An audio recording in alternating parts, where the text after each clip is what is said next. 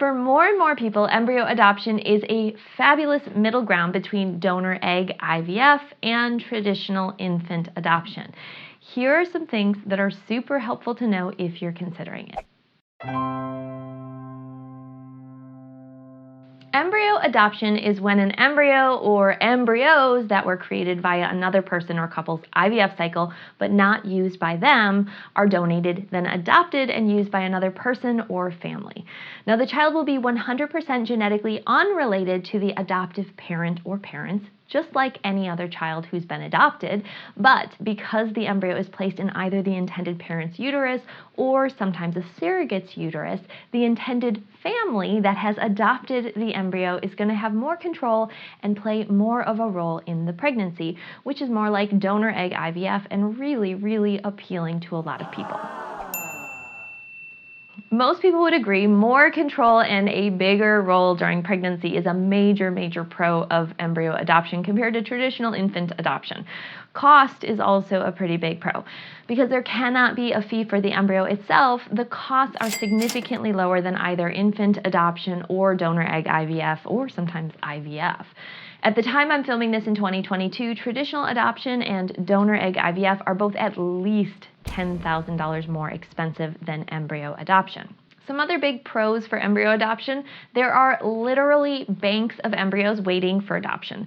Adoptive parents have more choice and less wait time. And there aren't home studies for most embryo donation programs, which can also save time and stress. Last but not least, there's more and more being discovered in the field of epigenetics every day, which is basically the part of our genetics that are influenced by external factors in life. These factors include in utero nutrition, stress level, and so much more, which means that although the genetics won't be directly from the adoptive parent or parents, how the genes are expressed can be influenced by them. So the person who carries the pregnancy has a very real role in influencing who this child is going to be, from their health to their personality traits. Now, this can feel really empowering and help make some of that grief and loss around not using biological eggs or sperm a little bit easier. So what are the cons?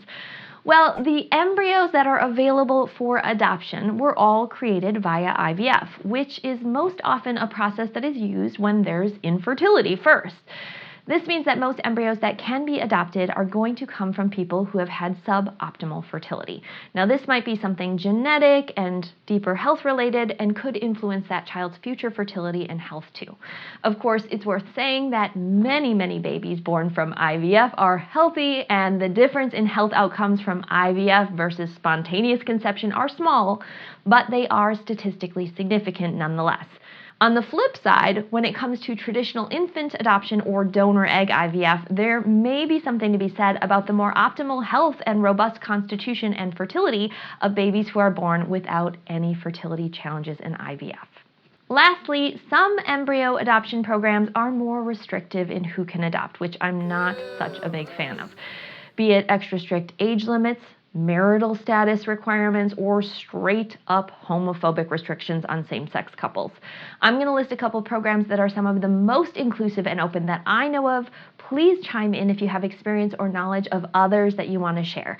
In any case, you should definitely do your research and know that if you fall into these camps, you might need to pay extra attention to who you're working with.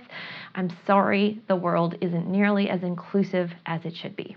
So that's the quick lowdown on embryo donation.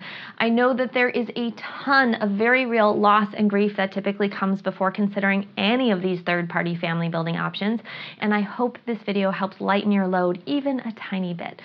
Remember, it is super important and very, very healthy to grieve, to express your authentic hard feelings, and to pause if you need some time to regroup and spend some time taking care of your needs.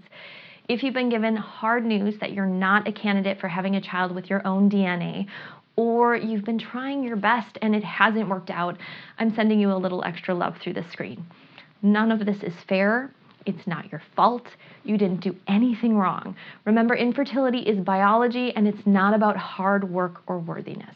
The best thing you can always do is move forward through this hard process and protect yourself in this hard place. You can cultivate healthy reframes and support and good information.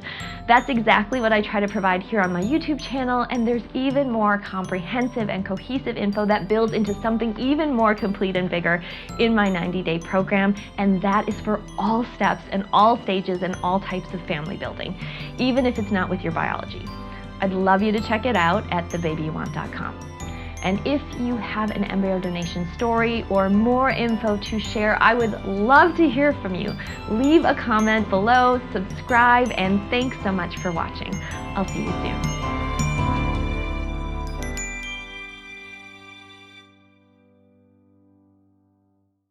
It's like puppy dog ears.